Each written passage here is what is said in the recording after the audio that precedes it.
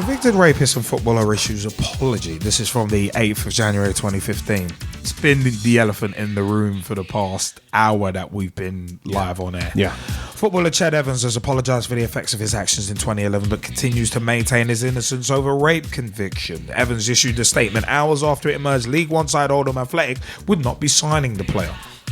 He was jailed in April 2012 for raping a woman who's 19 years old at a North Wales hotel. The 26-year-old said, "I wholeheartedly apologise for the effects that night in real has had on many people, not least the woman concerned." Evans later released a statement on his own website blaming mob rule for the collapse of the talks with the Latics, Oldham Athletic. Evans said the more radical elements of our society had the desired influence on some sponsors. He added, "The most significant issue for me was that owing to the threat of funding opportunities being withdrawn, which may jeopardise the building of Oldham's new stand, it would mean that workers would lose their jobs and others would be put at risk. That would simply not be fair." Prime Minister or co-Prime Minister David Cameron, aka Davy Boy Cameron, as I like to call him, told BBC Northwest tonight he believed in giving people a second chance, but that it was unrealistic for Evans to expect to get straight back into the sport. He said perhaps he needs to do more to put back into the community in some sense of atonement for what he's done before he restarts his career. Wales international Evans was released from prison in October 2014 after serving half of his 5-year sentence, but attempts to resume his football career have been met with widespread opposition. Oldham issued a statement on Thursday condemning death threats to fans, sponsors and staffs while explaining their decision to pull out of signing Evans. "The whole issue is divided opinion and the club has been put under unbearable pressure as a result," read the statement. "Proceeding could have placed significant financial pressure on the club and continue to be a divisive influence. As a consequence, the deal could not go ahead. As a club, we condemn all crime, including rape, and irrespective of any appeal procedure, it was always the case that we were prepared to withstand the barrage of abuse that is evident within the country and on social media. We deplore and condemn the vile and abusive threats, some including death threats, which have been made to our fans, sponsors and staffs whilst this process has been in the public domain. Finally, we would like to place on record our gratitude to all who have supported the club during this difficult period." Now, Evans had been criticised for failing to apologise to his victim because he actually really didn't. He said he apologised for the effects but didn't apologise for the action. That's where it's kind of going here. But in a statement issued via the PFA, he said, "Upon legal advice, I was told not to discuss the events in question. This silence has been misinterpreted as arrogance, and I would like to state that this could not be further from the truth. I do remain limited at present by what I could say due to the ongoing referral to the Criminal Cases Review Commission, and whilst I continue to maintain my innocence, I wish to make it clear that I wholeheartedly apologise for the effects that night in real has had on many people, not least the woman concerned." Finally, it has been claimed it has been claimed that those using social media in an abusive and vindictive way towards the woman are supporters of mine. I wish to make it clear that these people are not my supporters and I condemn their actions entirely and will continue to do so. However, Jill Soward, who campaigns for victims of rape, told BBC Radio 5 Live, actually, she thought it was a pretty weak statement that had been put together by solicitors. She said, "Well, I think it's too little too late, really. I think that the damage has already been done. The damage has been done for years, and particularly in the past 3 months since his release." The PFA issued a statement to clarify his position. It read, "We have had some discussions with Oldham Athletic regarding the interest that they expressed in signing Ched. Although we feel it's important to make clear that contrary to what's been reported, we were not driving any deal. As we understand it, the club and player were in discussions and contact was then made with the PFA as matters progressed given the particular circumstances of this situation. We were simply being asked to publicly reiterate our support for the club in signing him." Now, moving on, as said, Ched Evans had blamed mob rule, but it is a case of in terms of this issue, Latic's chief executive, Oldham Athletic chief executive, Neil Joy said he talked about deploring the vile and abusive threats, but Joy said the clubs were always prepared to withstand the barrage of abuse over any agreement to sign Evans, and praised the player and his team's professionalism at all times. The whole issue is divided opinion, and the club has been put under unbearable pressure as a result. Now, Greater Manchester's police chief constable Sir Peter Fahey said his force would investigate threats to Oldham staff and their families, but GMP later clarified that no threats were currently being investigated, as they had yet to receive any complaints. So that's an interesting one. But the Oldham director on January 10th, Oldham director Barry Owen said he has no regrets over the club's attempt to sign convicted rapist Ched Evans. Owen says the financial implication of losing sponsors would have put the Atletic's future in jeopardy. I will never regret it. I am hugely disappointed for many reasons that I can't discuss. So it's one of them ones where there are a couple of other interesting points, actually, because high profile sponsors threatened to end their association with the club if Oldham signed Evans, and Owen said that forced the club's hand. Mecca Bingo and Zen Office were among the sponsors who threatened to cut ties with the League One side, while Verlin Rainwater Solutions did so. We knew there would be a storm to bear, and we were prepared to accept a lot of that and take it on the chin because we believe strongly in the right to employ this man. We did not anticipate the amount of sponsorship pressure, which was understandable because they were under extreme pressure. In the end, it came down purely to the finances. We would have been in extreme financial difficulty with the withdrawal of sponsorships we would have had to withstand, and it would have put the club into serious jeopardy. Now a little more on that. Owen, who was a former Greater Manchester police officer, said he understood and empathised with people's opposition to the signing of Evans. There is a fundamental right that the boy can work, and I fully understand the opposition to it. I've seen the effects of rape on people, which is frightening. Now in terms of, but now also, all those points came into the due diligence which we carried out. We looked and balanced everything against them, but at the end of the day, there are no Football Association rules against the signing, no laws in the land. There is nothing in there to say how we should go along the rehabilitation process or anything stopping us from proceeding. We, the board, are all family men. We are a small club and do not have millions of pounds to withstand the pressure put on us.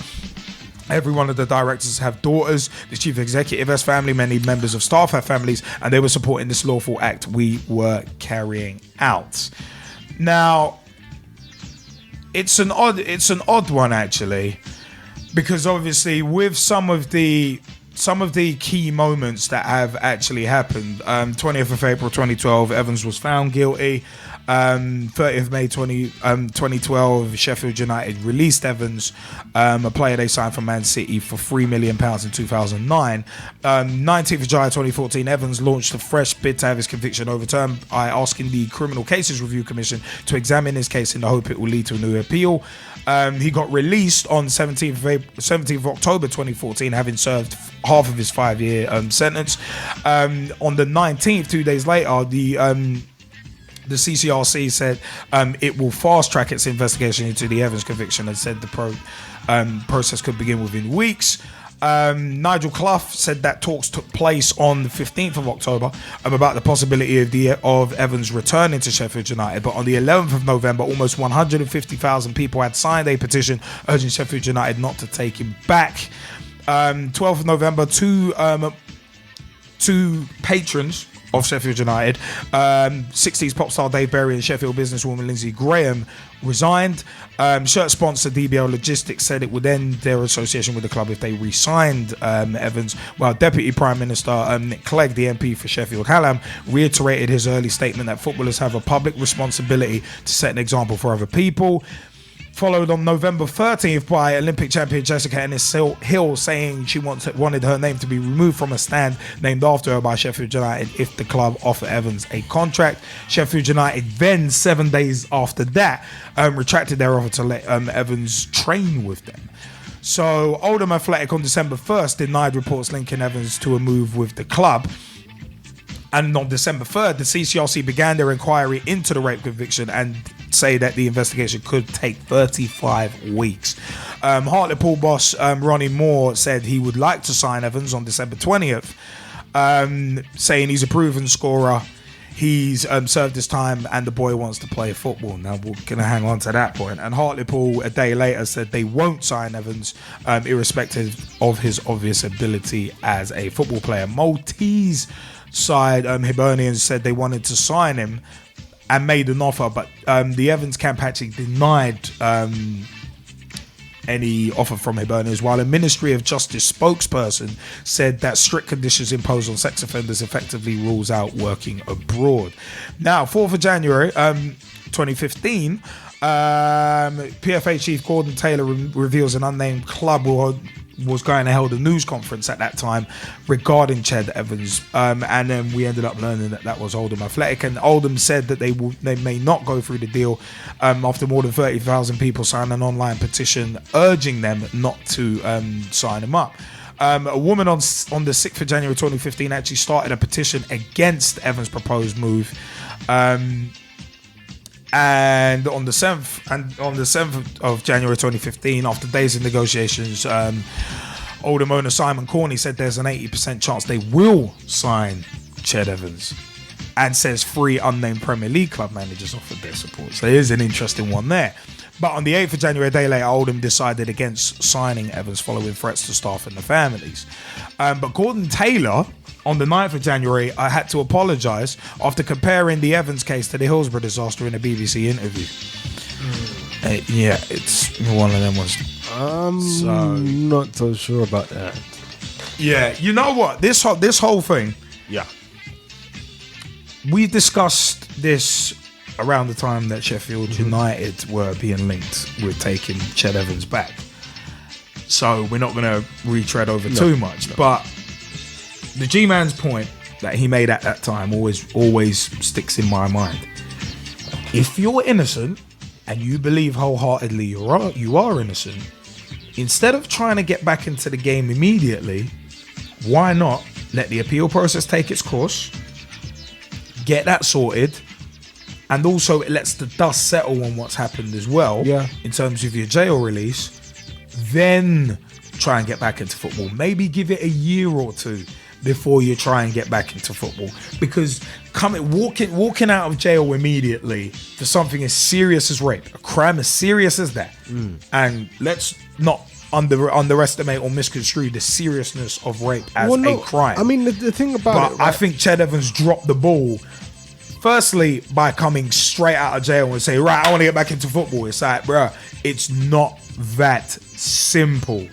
The fact is, number one, you are a convicted rapist. Number two, the fact of the matter is you've got an appeal pending, which the CCRC, Criminal Cases Review Commission, are going to fast track through. Even though it could take 35 weeks, it's one of them ones. You may want to see how that goes before deciding, because at the end of the day, there was always going to be a crap storm coming. Surely any sort of supporters of Ched Evans, friends, the PFA should have told him to lay low. Gordon Taylor, on a general basis, I'm not a fan of, because as I've said on PT shows here before, the dude Gordon Taylor likes to pick his spots where he starts shooting his mouth off. He very much picks his spots, and he's dropped the ball. The Hillsborough comparison, you're an idiot. Gordon Taylor, you're an idiot. From yours truly, Straight Shootin LJA, what a moronic thing to say. One was a tragedy, and the other, you're talking about a convicted rapist, and you're trying to act like there's some sort of correlation between the two. There was legitimately a media campaign to smear people who were innocent, whereas Ched Evans has been proven criminally. He has served a jail sentence for something he did. Ain't no ifs, no buts. Let's see how the appeal turns out, because that's going to be an interesting one. Because if his appeal is successful, he still might not get back into the game because of the crap storm that he should have seen coming. Because of the crap storm already that there's been, I think bridges have been burnt. I don't think anyone's going to want to touch him. If you'll pardon that phraseology, I don't think anyone's going to want to touch him, because he's basically, I said, he's burnt his bridges by coming out straight away, he's tarnished the name. Well, Hartlepool were tarnished by being linked to him. Oldham Athletic have had their name dragged through the mud a bit. Sheffield United have had the same thing. They've had sponsors threaten to pull out, and some have actually pulled out, as we mentioned. And for me, the fact of the matter is, if Ched Evans via appeal has that decision overturned, then okay, it's like, all right, fine. The thing was wrong, but you've already burnt your bridges. You should have waited. You know what? A lot of people would have eggs on their faces, I reckon, to be honest. Of course. No, of course. People who shot their mouths off and said, oh, yeah, he shouldn't be allowed back in the game. For condemning him, because at the end of the day, like I said before, if you're innocent, you know, you're going to, and you believe you're innocent, you're going to come out fighting just to clear your name. Because I wouldn't be wanting to personally walk around out there, you know, being said that I'm something that I'm not. No, exactly. If hypothetically, if I was a rapist, I went to jail for it. I knew I was innocent, and I needed to prove it. As said, I would be like I had this discussion a few days ago with Jack Hinchin, aka at Hitman Hinchin. That is a good asterisk. But no, it's one of them. Was if you've been convicted and you feel that the conviction was wrong, and you get it overturned on appeal, surely all of your energy should be going into that, not coming out and looking for a football club. Definitely. You see how something Gezzie said earlier, and we've said many times, certain things are bigger than football. Yeah. Clearing your name, if you feel you've been wrongly convicted and wrongly jailed, clearing your name should be top of that list of priorities, and nothing else should come close. Nothing else. As said, if I had been convicted of a crime that I didn't do, I could give less than a damn about anything else. I am clearing my name, because I ain't having people call me something that I'm not if I'm not that. And that's the big thing. If he is not guilty of raping that woman in that real hotel. If that's a big if, because the appeal could find that Ched Evans was guilty. Then, of course, he's burnt his bridges, and he's still got the conviction there, and he's got the added thing that the appeal has proved that the conviction was correct. So it's one of them. So I said the PFA to me are hilarious in this. Instead of encouraging Ched Evans to, you know what, take a sabbatical from the game, if you truly believe and know you're innocent, clear your name. Take a sabbatical from the game, clear your name, then come back and we will support you. I think that's what the PFA should have been like. Not, we're going to try and get you into the game. Like, you want to go back into the game straight away, fine, we'll support you. Because people had to see, he had to see this crap storm coming. He had to. I mean, I said but the thing with football is such an unscrupulous sport. You had where was it? Where was it? I think it was at Hartlepool actually. Where Hartlepool boss Ronnie Moore on December 20th saying he would like to sign Evans. He's a proven scorer. Why do you have to? All right. Then he said, "Oh yeah, he served his time and the boy wants to play football." Why didn't that come first? Why didn't Ronnie Moore only say that? If he had said he served his time and the boy wants to play football, that wouldn't have really raised alarm bells for me. But the fact that he said he is a proven scorer, nah, Virgin, I don't care how talented you are. If you're a convicted rapist, I wouldn't want you in my club, proven goal scorer or not. You see where I'm going with football being an unscrupulous sport? No. You got a guy going, he's a proven goal scorer. So in my view, because of that, he served his time and he wants to play football. I know. That's what it looks like to me. And Ched Evans' hollow apology, I'm sorry for the effects, but he hasn't said, I'm sorry to the girl I raped, or to the woman I was convicted of raping. He didn't say that. He just said, I'm sorry for the effects of it. Yeah, no. So it's a hollow apology. And also you got bearing in mind the timing. bearing in mind the timing of it as well, it was just the timing of it was actually quite funny anyway, because as had been said, it's too little too late. Well, I'll say this. The first part of what I'm going to say is obviously, yes, he's been convicted, but he's also served a decent enough chunk of his sentence and done enough in prison for them to let him out early. So that's the first bit. Yeah. Right. The second bit that I want to say is, right, I totally agree with you in regards to the apology. How they've gone and put that together in terms of him and his lawyers and even him by himself, I'm thinking, what kind of advice were you taking? Like, who was advising you, right? Because he only issued the apology on January 8th. Well, there's that too. Considering he was released in October, that's a good while. Yeah. Why isn't the first thing you do come out and apologize? Yeah. But again, if you believe you're innocent, then maybe he feels no reason to apologize. But then at the same time, if you're going to apologize for the effects, if you're going to apologize for the effects, then you're kind of. You might as well apologize for everything. Yeah, that's my thing. Yeah, with that, you're essentially admitting. You're basically admitting the crime, in my view.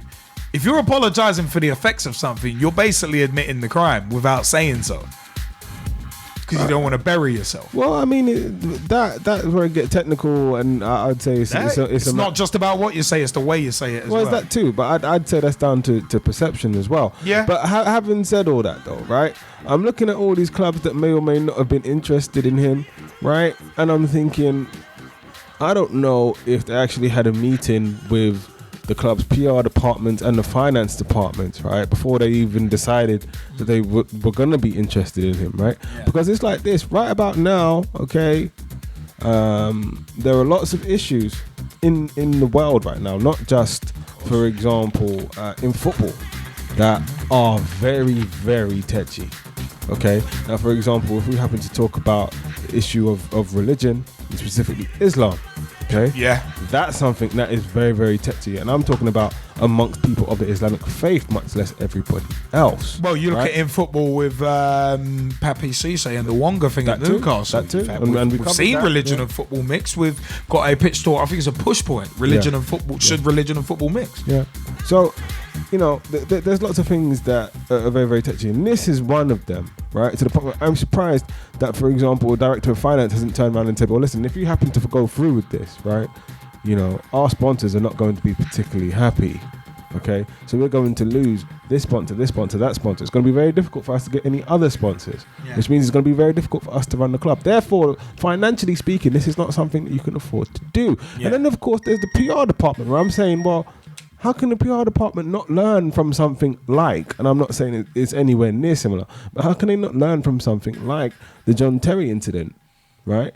Or the Luis Suarez incident. Or something like, say, Lee Hughes. Or Lee Hughes. You got to remember that. I swear, that dude killed someone, didn't he?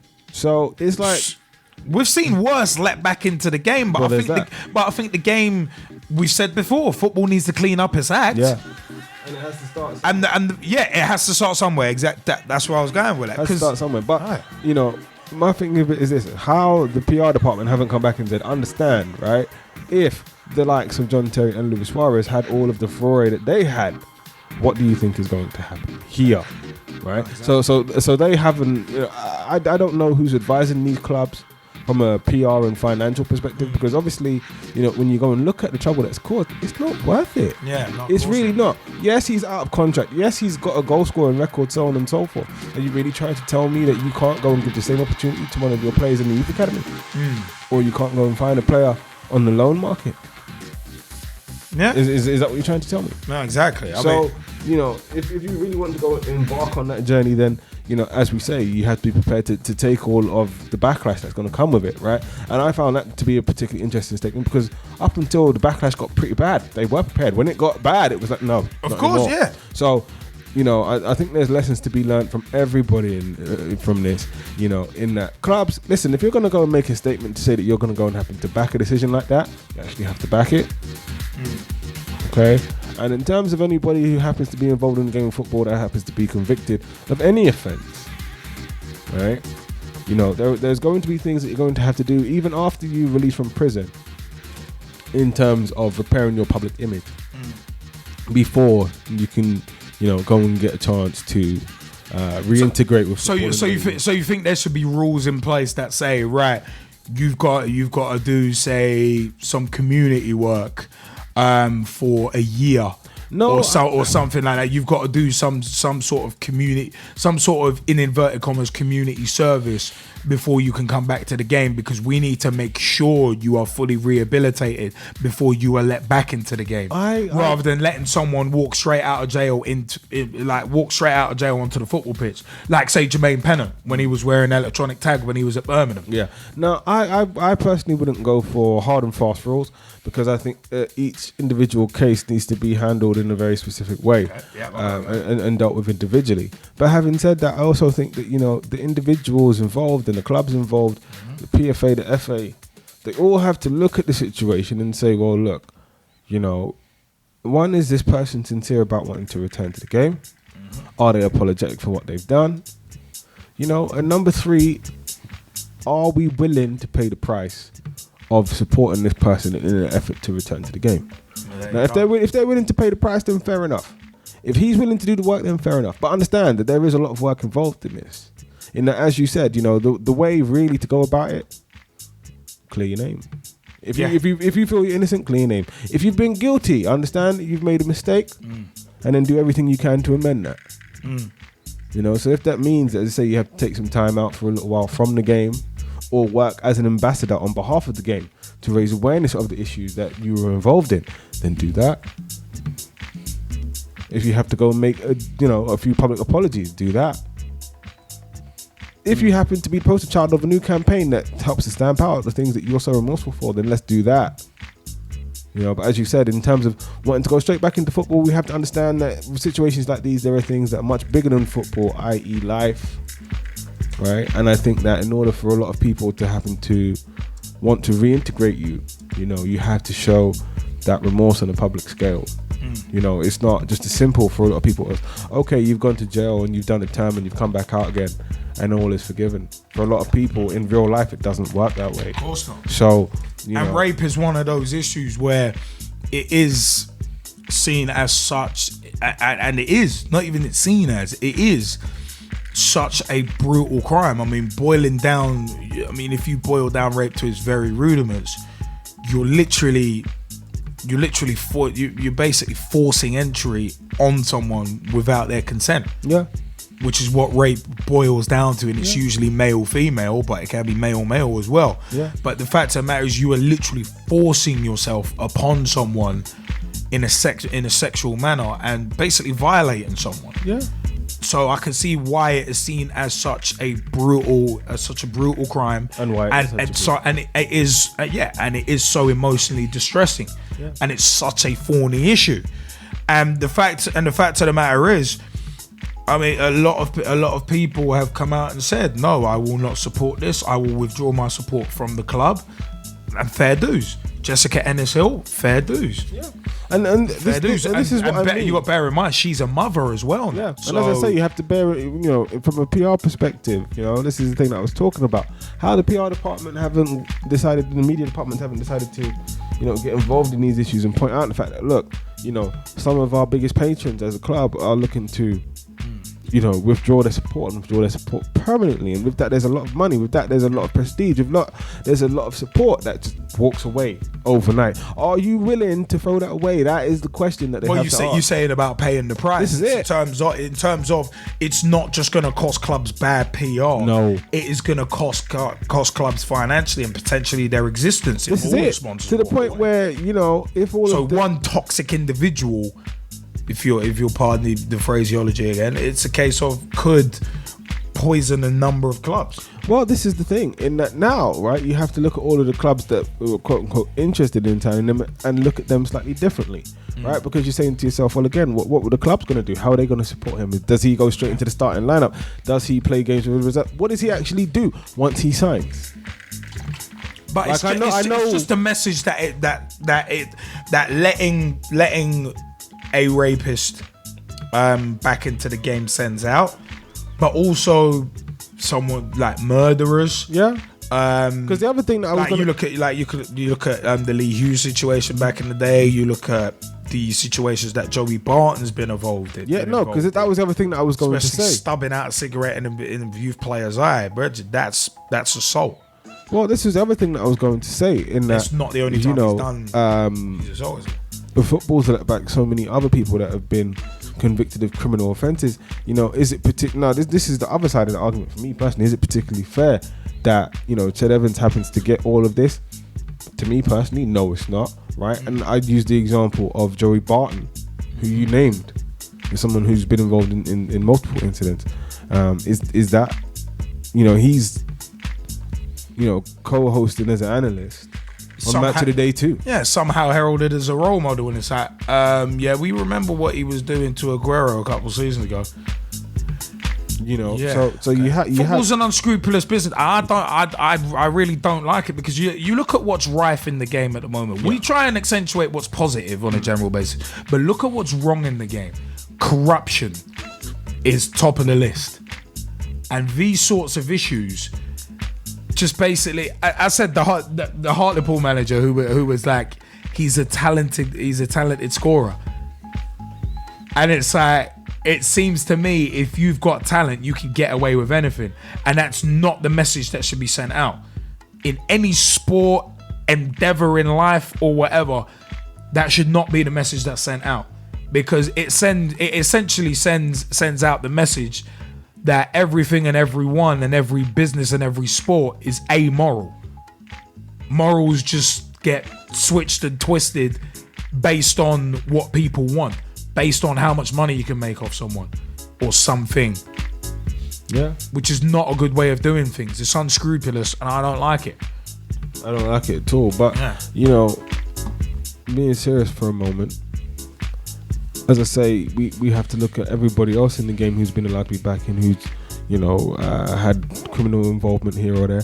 And this is the thing, if they're allowed to be reintegrated, and I use the example of Joe Barton, if he's allowed to be reintegrated, playing for a Premier League club, okay, appearing on a national staple, like Match of the Day too, as an analyst, right, and he's done what he's done, then does that not mean that everybody else who's happened to be involved in some sort of criminal indiscretion, be they proven guilty in court or otherwise, do they not deserve the same chance if he is sat on that sofa doing what he's doing? Yeah, if you're gonna give a second chance to one, you have to give a second chance to all, but there have to be stipulations in place in terms of getting that second chance. You can't get that second chance if you are unrepentant about your crime. So would you say that there has to be hard and fast rules in regards to what should be put in place? I think so. I think like I was saying earlier, I think it's a case of the powers that be might actually have to say, you know what, you've got to go through some rehabilitation and reintegration and pay a debt to the community. If you want to join a club, you have to do some community work with and at that club before you get anywhere near playing for it. Fair enough. That's the way I would see it. And also, as a bottom line, you would have to apologize directly to the victim. No hollow apology. Oh, I apologize for the effects. No, you apologize to the person. A full and frank apology. None of this crap written by solicitors and lawyers. I want a proper apology, and you better mean that. Because at the end of the day, otherwise a person could go around unrepentant for their crimes and keep doing it. If someone's unrepentant for a crime, more likely than not, they're going to keep doing it because they think they can get away with it. And even though the guy served his time, yeah, fine, you've served your time.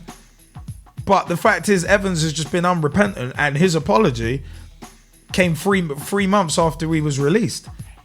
And only because of the crap storm that has followed him when he's tried to sign for 2-3 clubs. Yeah, I do agree with you. I think, you know, the timing of the so-called apology is poor.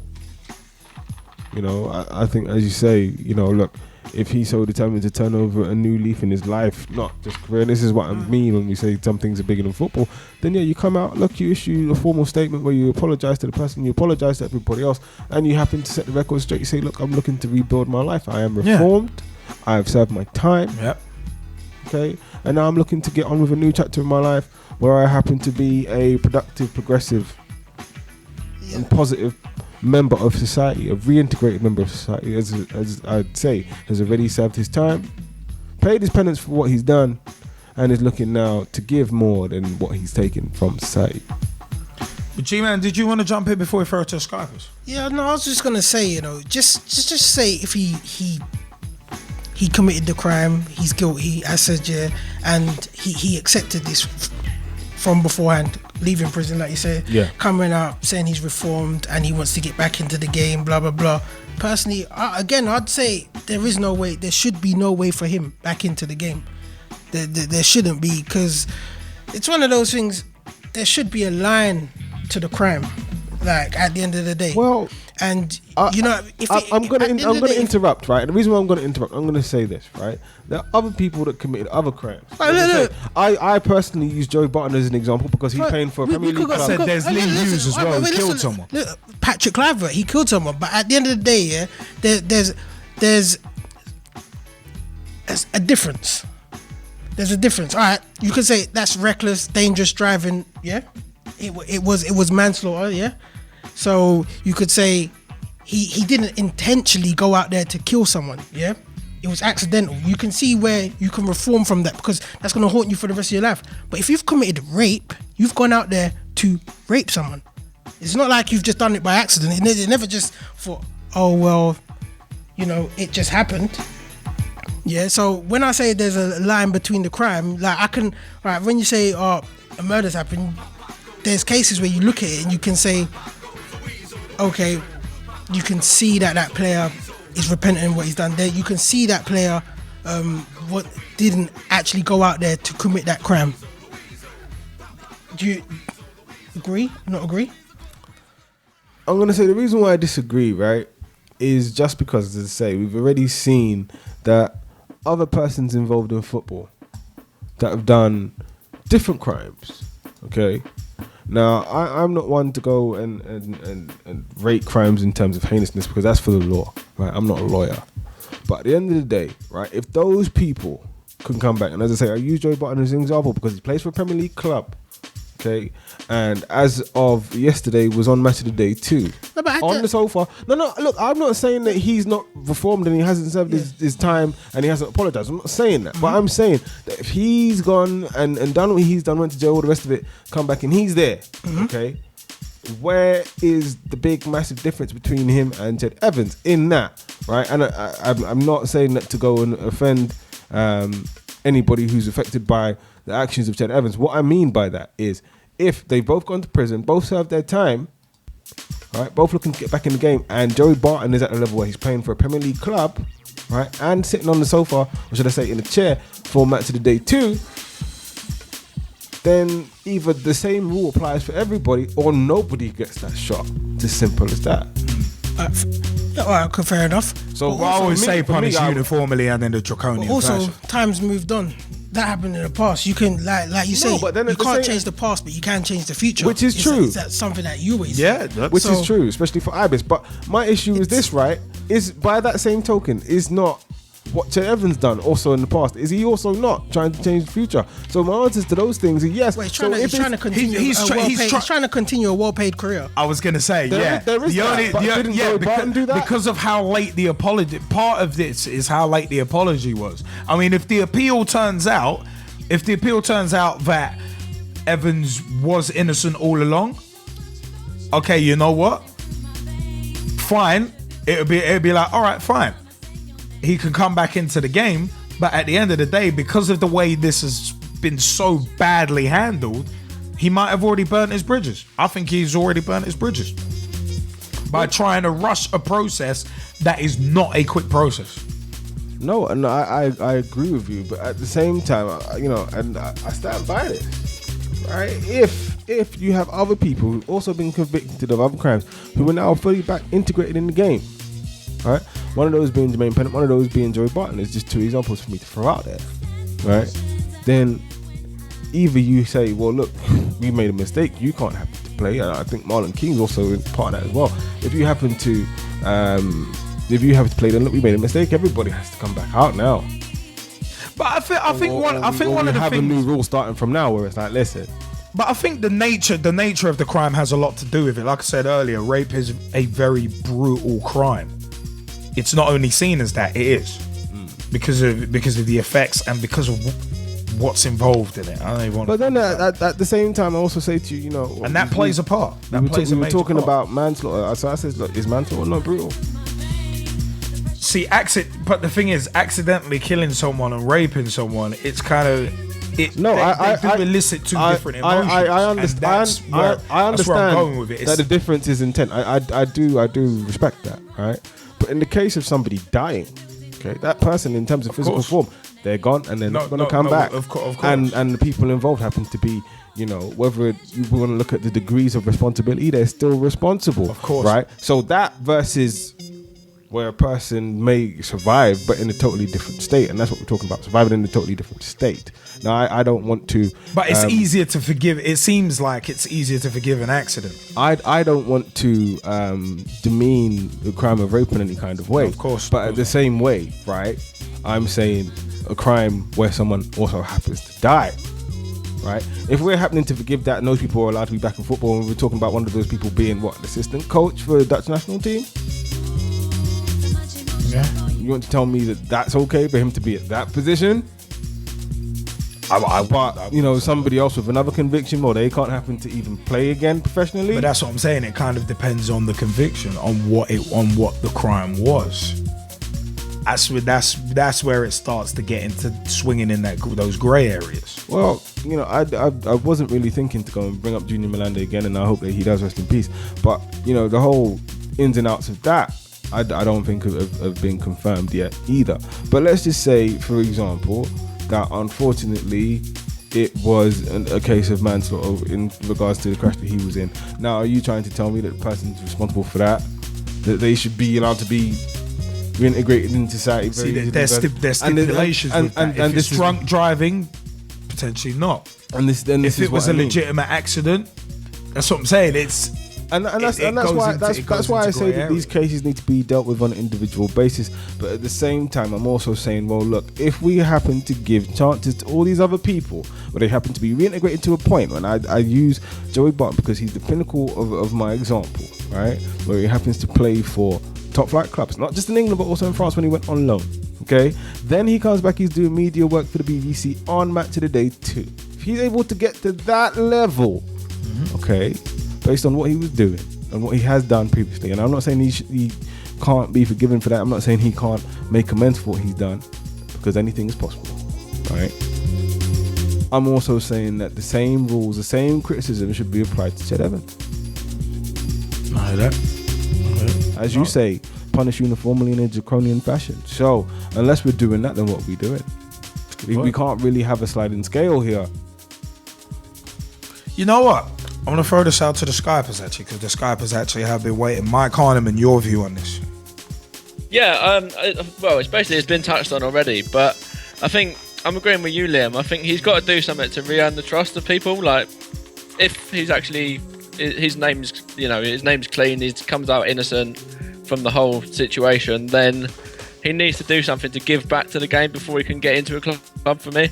I think because at the moment he can you've seen it with what's come out on the BBC website about the League 1 and League 2 teams, the amount of clubs there that have said, we're not interested. Peterborough, for example, was just one that I saw who basically said we're 100% not going to take him, not now, not ever.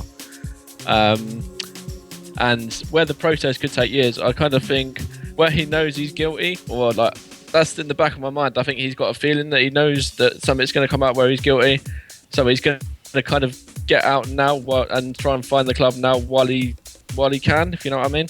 Oh, well, wow. So similar to what Barcelona did before the decision of their appeal came out, and obviously it was a negative decision because they've got a transfer ban for the next 2 windows. So you're saying that Ched Evans could potentially be finding a club whilst the appeal process is going on and thinking, you know what, I'm going to play and make all the money I can until this appeal process is done, so that if it doesn't work in my favour, hey, at least I got back into the game, albeit briefly. Is that where you're going with it? That's what I'm thinking. I'm thinking that could potentially be the way that he's thinking. That's not a bad shout. I mean, guys, do you agree with it? I think that's not a bad shout for Mike Harneman. Well, the thing about it is that obviously this appeal process is a window of time. Now, can he go and make a living in that period of time? Of course. 35 weeks, yeah. Of course. Now, we look at Barcelona, as you say, and I think that's quite an interesting comparison in that, you know... Well, they did their business during the appeal process. This is what I mean. They did some significant business. That's what I mean. Me as a Liverpool supporter know that firsthand. So I'm saying this, if they're able to do that during an appeal process, and I know we're talking about 2 very different appeals, but if they're able to do that, and as I say, Ched Evans is able to go and rack up 35 weeks at, I don't know, let's say maybe 10 grand or something a week, or 20 grand, whatever it is. Listen, that's a lot more money than what most people see in a lifetime. So for him to go and be able to do that, be able to sit on that, and then, you know, whatever else happens after that, in terms of a pure business discussion now, talk about purely financial, is that a particularly bad move? It suits Ched. No, not at all. It suits Ched. But Mike Harneman, did you want to continue? Yeah, basically, the way that I've come across it is that it's only competitive games as well.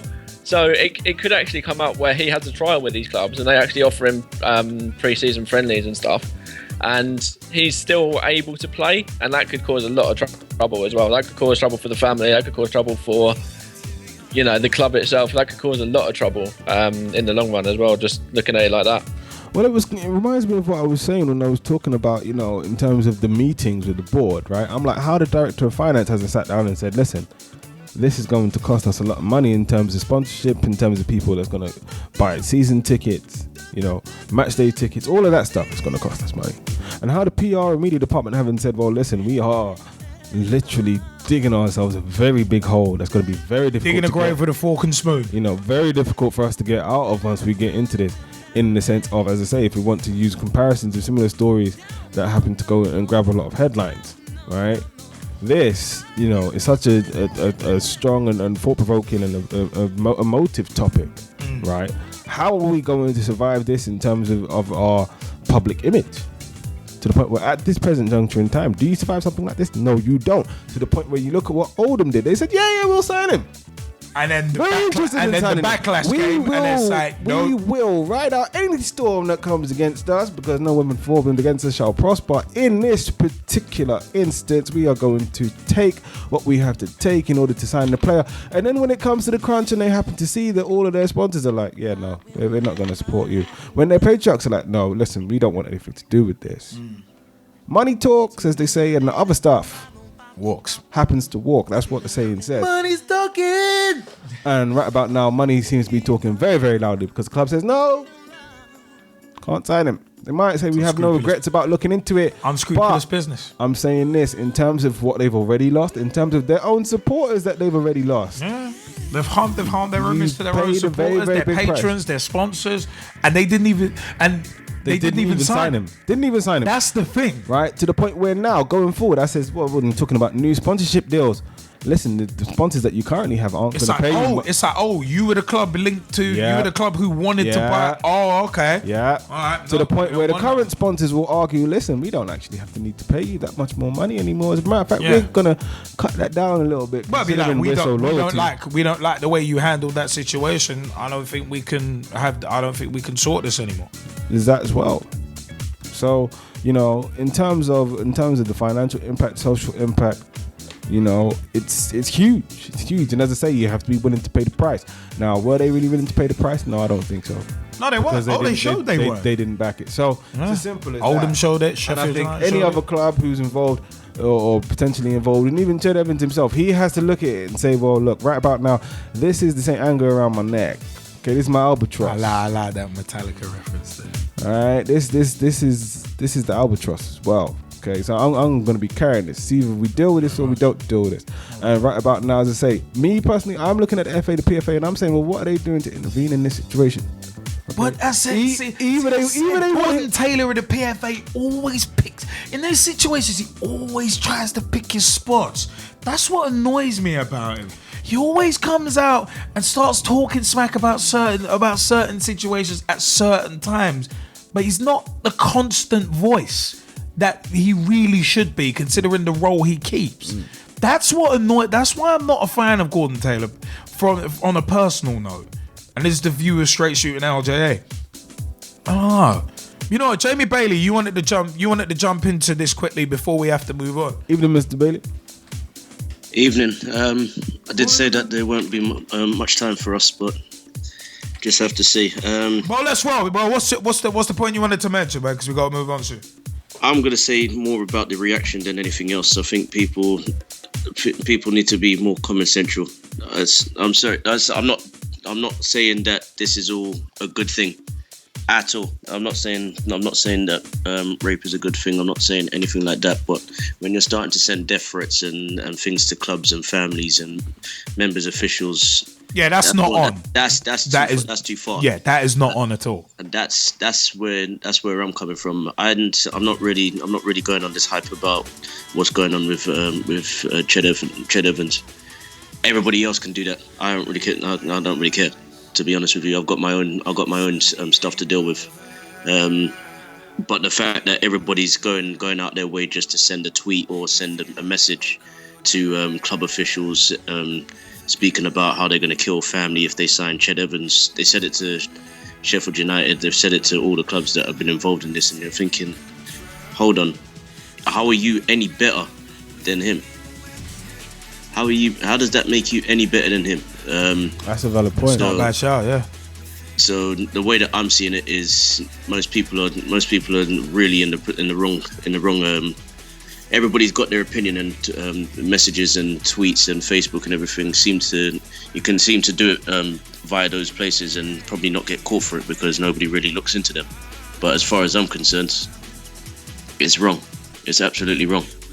You're just basically saying to somebody, yeah, you can say whatever you want, and because he's committed a crime, you can judge him based on the crime alone, rather than wondering what you should be doing in your own life. But you know what? There's an interesting point that Mike Arnhem has just put in the Skype chat about they're not doing anything, offering him out to clubs to try and get him a club. They're taking sides before they know the full story, whether he's guilty or not, in regards to the FA.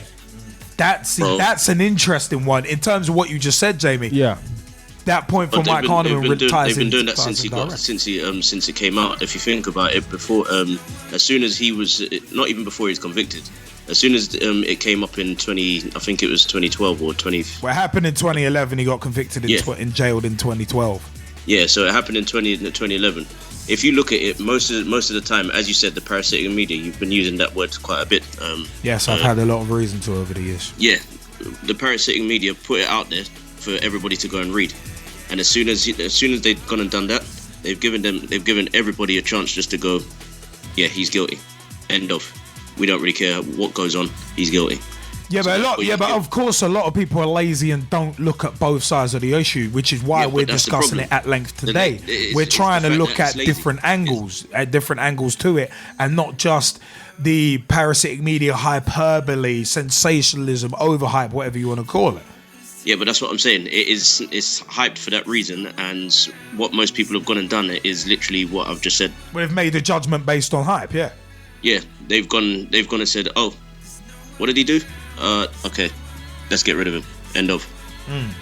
Not even just to check what happened. Not even to check the results. Check the score analysis. No, he's guilty. End of. But as said, you got. But then we live in a quick and easy. I've said this on a couple of occasions. Partly in relation to Islamophobia, most recently, which is a parasitic media construct in my view. But that's a different story. But the fact of the matter is, a lot of in this day and age, information is so easy to get hold of, but people are so lazy that they don't want to do their own research. That is the major problem. That is the major problem within it. And as said, there's a lot of hyperbole, a lot of sensationalism. Sometimes the right questions are not asked, which is why we're talking about it now, which is why we talked about it about a month or two ago as well. The fact of the matter is, sometimes the right questions are not asked, and instead of solutions, people are just saying, "Nah, just get rid."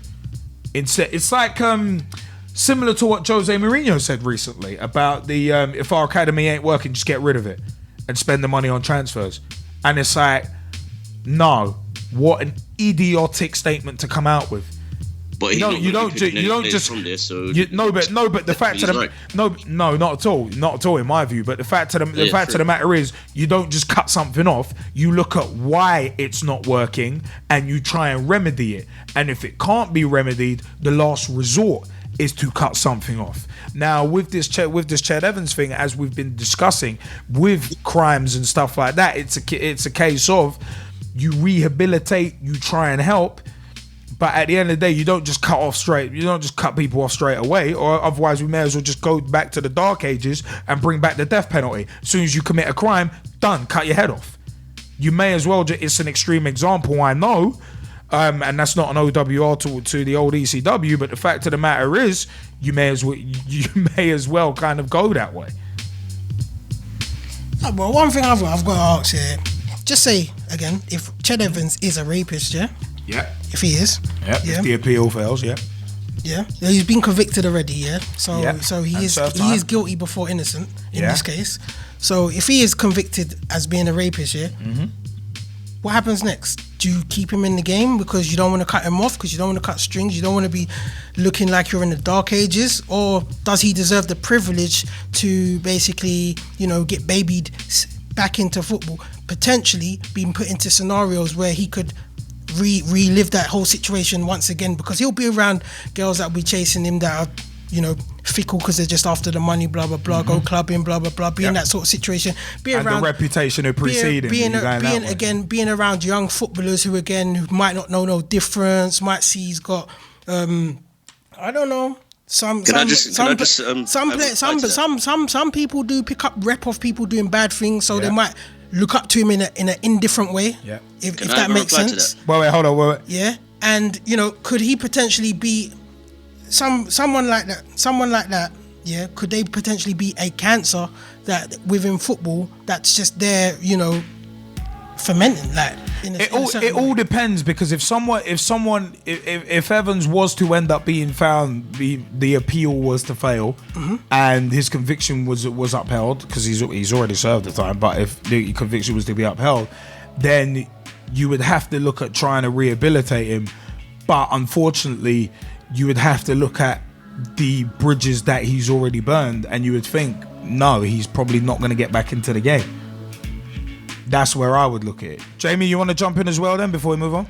Yeah, the reason why I wanted to reply is because I believe that there is a solution just to get somebody back into football. He's done rape. He's been convicted of rape. Okay, cool. It's not a good crime, but until you know the facts. What is a good crime? Until you look at the Luis Suarez, like you did, Liam, you read pretty much every page of the Luis Suarez. 70 plus pages of the 115 page report. But yeah. Right, exactly. So until you actually know the facts yourself, or you were actually present, you can't say that he raped anybody. But yeah, everybody's gonna go and do that.